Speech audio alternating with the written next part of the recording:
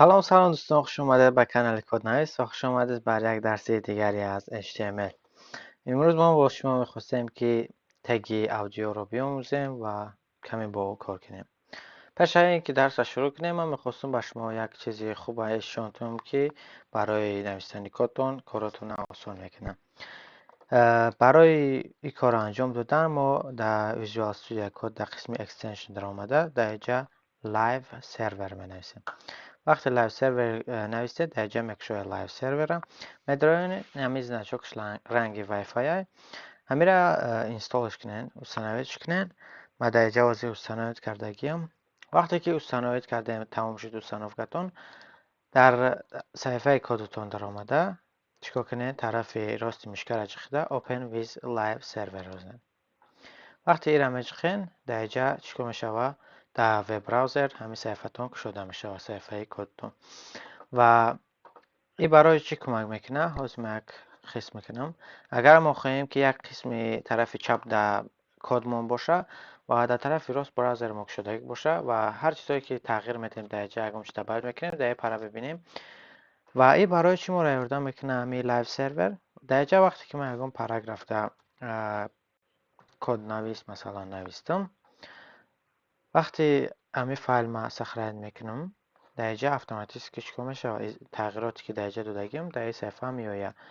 دیگه مهم نیست که من بیام در اینجا رفرش کنم مثلا یا که یکم چیز دیگه مثلا یکم سرلوحه دیگه در اینجا میمونیم یکم چیز مینویسیم و وقتی که سخرانی کنترل اس خطی ما همین فایل کد ما علیش کدگی ما سخرانی کنم در اینجا سرازو به رفرش کردن چه شد همون تغییرات اومد. به همین جهت شما میتونید در پاره کد نوشتن بگیرین در پاره نگاه کردن بگیرین که چه چیزا تغییر افتاده و میگذاریم به قسم درسمون. ما کلان میکنم تا اینکه خوبتر ببینیم نوشتگی را. برای استفاده بودن یکم موزیک مونده در وب صفحه همون ما میتونیم تگ اودیو را چیکار کنیم استفاده بریم. در قسم تگ اودیو ما اتریبوت سورس داریم. سورس ها میدونیم برای چه؟ برای اینکه چیکار کنیم همین موزیکمون ادرس شد در آن نویسیم. در اینجا موزیکایی که ما گرفتگیم نامش لوک برکسه. برای همه در اینجا چیکار میکنم همون موزیک ما مینویسم. لوک برکس نامش نویستم و حاضر وقتی که ما رویم با وب صفحه خلش ما ببینیم یکم چی نشد پیدا نشد. برای چی؟ برای اینکه ما در اینجا نیاز داریم اتریبوت کنترلز چیکار کنیم وارد کنیم. اتریبوت کنترلز وقتی با وارد میکنیم همه این نمود ویدئویی که در اینجا شما میبینین کمچه یا که اسکچت کنی بلند پس کردن همه چیزا را چیکار میکنه با ما پدید میاره و بعد ما میتونیم موزیکمون را گوش کنیم و حاضر اگر ما پلی بچخم شما میبینید موزیک ما رفته است گوش میکنیم 100% ما خوبه. در اینجا با یک چند اتریبوت دیگر استفاده میبریم. در وقتی استفاده بودن تگ اودیو ما اتریبوت اوتو پلی استفاده میبریم. برای چی؟ اگر ما خواهیم که وقتی وب صفحه مون در آمدیم اتوماتیک که موزیکمون سر شود چه خیلی شما دیده نوزی اتوماتیک سر میشود به یکم جخیدن تکمچه سر شوی هیچ کم میکنه وب صفحه‌مون اتوماتیک موزیک را سر میکنه و گوش میکنیم. همه خیلی وقتی در آمده چی میشود سر میشود و گوش میکنیم. و در اینجا یک اتریبوت دیگر با نام لوپ استفاده برده میشود. لوپ برای چیه؟ لوپ برای ایه که اگر ما در وب صفحه‌مون در وب صفحه‌مون حاضر همین موزیک را تا آخرش گوش کنیم و وقتی هم بود شد آیا ای سر شوه همین اتوماتیکی یا که نه. اگر ما لوپ گذاریم تا اتریبوت این اتوماتیکی از میبینیم چه خلاصه اگر سرش بتیم ای سر بود شوه میبینیم که ای سر چی میشه خودش سر میشه.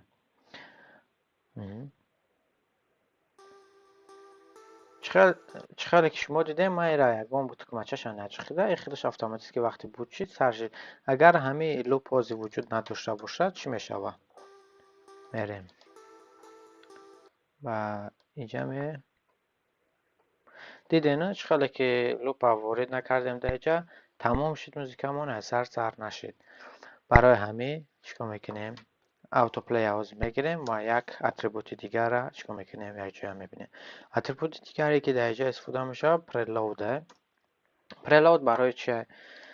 اگر شما یکم تلگرام اساسا استفاده برده باشین در اونجا میبینید که در نصرایکا میدارین галочка را در قسم چی میمونه که وقتی یکم کانال شما در اومدین همون موزیک های همون کانال صورتاش اتوماتیکی در تلفن شما سخنرانی شود. پرلود برای همه اگر ما از اینجا در شما دستین اینفورماسیون موزیک را که 2 minut 42 سکند اگر ما همین پرلود در نمونم دیگه در این حالت شما نمیبینین تا وقتی را که ما تکمچه پلی بجقم. این چیه؟ این معناش اینه که اگر پرلود ما نمونم در اینجا اتوماتیکی وایس کچت نمیکنه اینفورماسیون موزیک را وقتی موزیک را در کامپیوتر ما چیکار میکنه اسکچت نمیکنه و نشون نمیده. اگر در اینجا اوتو مونم این همون قسمیه که در تلگرام مثلا میمونه که اتوماتیکی چیکار کنه اسکچت کنه همه را. وقتی دیگه این کامپیوتر رو میبینه که همه اینفورماسیون موزیک را میزنیم گوش میکنیم همه چیزا دیگه در تلفن یا کامپیوتر ما اسکچت میشه اتوماتیکی. و اگر که در اینجا متاداتا را استفاده بریم متاداتا برای چه؟ متاداتا فقط همین موزیک را اینفورماسیونش برای شما اسکچت میکنه توسط سخنرانی میکنه نمی چند مینوت به دانش هم خیلی. و اگر که تکمچه پلی چقین بعد خودی موزیک را برای شما چیکار میکنه اسکچت میکنه. حاضر میگیریم یک چند تغییرات در چیزی خمون میگذارونیم در همه موزیکمون تا اینکه خوشتر توده. بالاش چیکار میکنیم یک پاراگراف تبدیل میکنیم نام موزیک را مینویسیم لوک برکس تیره در جا تگی خطی ما چیکار مینویسیم اورورا مینویسیم. باز چیکار شما ببینید در جا خوشروک نامی موزیکمون هسته و در پایان چیه موزیک را خودش. در اینجا حاضر ما لوپ داخل میکنم. یک قسم دیگر یک چیز دیگر رو در اینجا میخواستم با شما نشون خیلی همین ادرس موزیک را ما دیگه خیلی داده میتونیم در اودیومون. ما اینا میگیریم تگ درنی تگ اودیو دا تگ سورس استفاده میبریم در المنت سورس ما همین اتریبوت سورس مون داخل میکنیم. خیلی شما میبینید همون کار در اینجا همون خیلی هسته یکم تغییری نیافت و وقتی میچخیم گوش میکنیم میشه جویا راحت میکنیم. و با همین میخواستیم درس امروزه را به پایان رسانیم. امیدوارم که شما به خود همه چیزا یاد گرفتین و رفته یکم چیز برای وظیفه خانگی گفته خوبتر یاد گیرین. یکم وبسایت هایی که موزیک دارن هم خیلی چیزا رفته سازن تا اینکه خوبتر بیاموزین. اگر یکم سوال پیدا شد در پایان نویسین حتما جواب میدیم. تا درس دیگر خدا نگهدار.